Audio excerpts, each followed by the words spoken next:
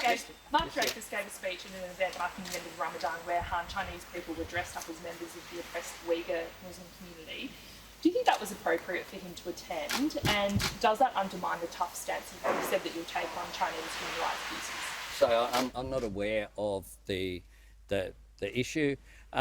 What I will say is we've been very consistent, including Mark Dreyfus, has been consistent about the need to stand up for Australian values, and Australian values are about human rights.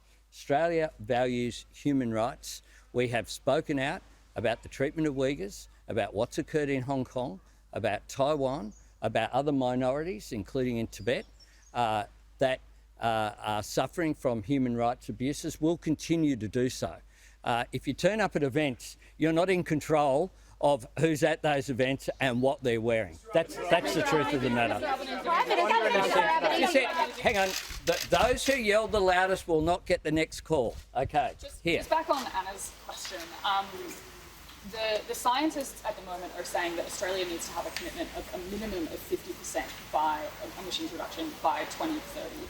Your target is only 43%. So how can you say that you're listening to the scientists when your target is not at that? Because what we did, we didn't come up with a target and then decide how to get there. What we did was we put in place what are the mechanisms that can drive change through the economy. What's a way we can increase the uptake of electric vehicles? What are ways in which we can have community batteries? What are ways in which we can support renewables? Renewables will be, under our plan, 82% of the national energy market by 2030. Our plan is a serious plan. It's one that's fully costed. It's one that we will implement in government. You talk about the other issues. Mr Albanese, in 8 days' time, you could be Prime Minister of Australia. The government has long said that the rise of China is posing as a strategic threat in the region. Do you believe that Beijing is trying to export its ideology, and is China a military threat to Australia? China is forward-leaning. It's more aggressive in the region, and it's trying to extend its influence in the region. Australia needs to respond to that.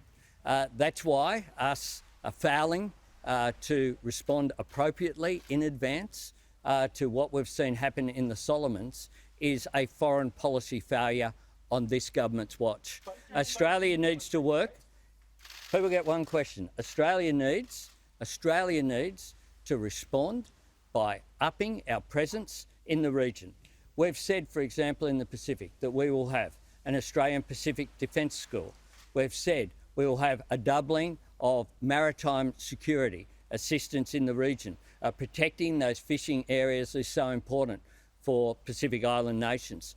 We've said we'll restart the parliamentary visits program that Malcolm Turnbull had that's been abolished by this government. We'll have different migration systems in terms of the Pacific labour market, but also more permanent migration. We'll increase Australia's voice into the Pacific as well, something that's been ridiculed by this government, and we'll increase